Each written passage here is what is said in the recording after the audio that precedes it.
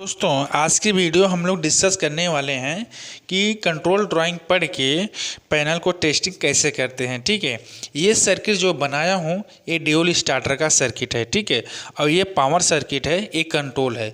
इसको power circuit बोलते हैं, इसको कंट्रोल सर्किट बोलते हैं।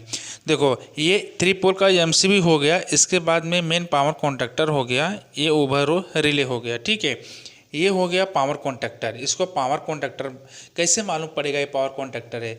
पावर कॉन्टैक्टर में लिखा रहता है L1 L2 L3। अगर L1 L2 लिखा रहेगा तो समझ जाना चाहिए ये पावर कॉन्टैक्टर है। ठीक है, और इसके बाद में ये है ओवरऑल रिले। ये रिले है, यही रिले है कि जो मोटर को ट्रिप करता है, मतलब मोटर को कंट्रोल करता है। ठीक है, कुछ भी तकलीफ रहेगा मोटर के अंदर में ओवरलोड होगा तो यही रिले ट्रिप होता है। ठीक है, अभी ये सर्किट पढ़ के हम कैसे पैनल को टेस्टिंग करते हैं। सबसे पहले टेस्टिंग करने से पहले अभी समझ लीजिए मैंने स्टार्टर में सप्लाई दे दिया, R phase, Y phase, B phase, neutral 3 phase supply दे दिया। ठीक है, तो सबसे पहले ये सप्लाई को चेक करना चाहिए मल्टीमीटर से। इसके बाद में एमसीबी जब हम ऑन करेंगे तो सप्लाई कहाँ जाएगा? पावर कॉन्टैक्टर में जाएगा, इनपुट में जाएगा सप्लाई, जहाँ पे लिखा रहेगा L1 L2 L3 सप्लाई यहाँ पे आएगा। इसके बाद में जब कॉन्टैक्टर पुश बटन प्रेस करने के बाद ऑपरेट होएगा तो सप्लाई सीधा आएगा ओवरऑल रिले में। जब रिले में सप्लाई आएगा, रिले का बाईपास होकर सीधा मोटर में सप्लाई जाएगा। ठीक है, इसके बाद में ये 2 पोल एमसीबी है। ये एमसीबी किसके लिए है? कंट्रोल सर्किट के लिए, सेफ्टी के लिए।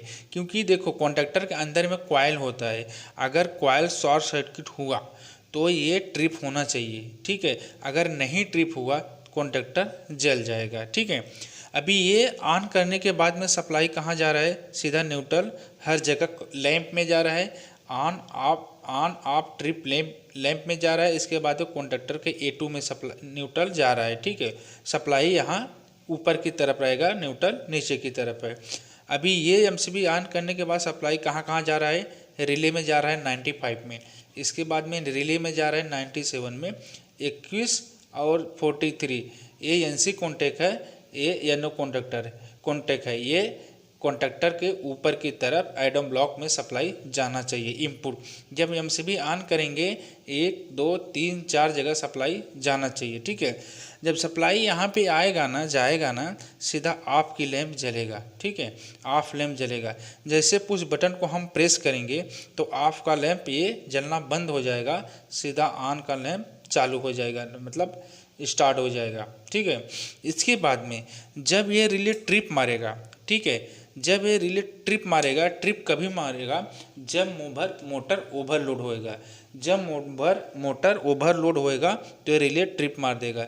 जब रिले ट्रिप मार देगा ये ट्रिप का लैंप जलना चाहिए, तभी मालूम पड़ेगा कि मोटर ट्रिप हो गया, मतलब स्टॉप हो गया। ठीक है, इसके बाद में इसको रीसेट करना पड़ेगा। जब रीसेट करने के बाद में ये ट्रिप का लैंप चला जाएगा। ठीक है, अभी ये जब ये कॉन्टैक्टर ऑन होएगा पुश बटन प्रेस करने के बाद में तो ऑन का लैंप जलना चाहिए। ठीक है, इसके बाद में ये कॉन्टैक्टर का A1 A2 ये कॉन्टैक्टर का कॉइल है, ये कॉन्टैक्टर का कॉइल है, A1 है, देखो A1 लिखा है, नीचे A2 लिखा है, ये कॉन्टैक्टर का कॉइल है।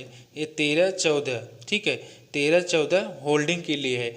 जब पुश बटन को प्रेस करेंगे कॉन्टैक्टर होल्ड हो जाएगा तो ये एनओ का एजेंसी हो जाएगा, तो कंटिन्यू सप्लाई मिलेगा, कॉन्टैक्टर फिर कंटिन्यू ऑन रहेगा। ठीक है, और इसके बाद में 21 और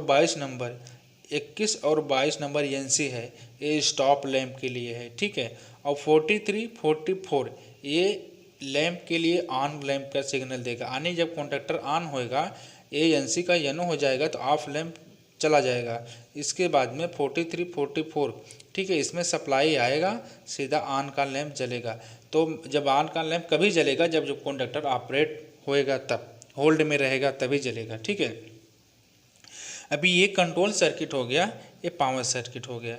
ये पावर जो सर्किट है ना, ये खाली सप्लाई 3 फेस के लिए है और ये सर्किट है सिंगल फेस के लिए। इसको कंट्रोल सर्किट बोलते हैं, इसको पावर सर्किट बोलते हैं। ठीक है, ड्यूल स्टार्टर बनाने के लिए 3 पोल का एक एमसीबी की ज़रूरत पड़ती है। इसके बाद में एक पावर कॉन्टैक्टर की ज़रूरत पड़ती है, एक ओवरऑल रिले की ज़रूरत पड़ती है।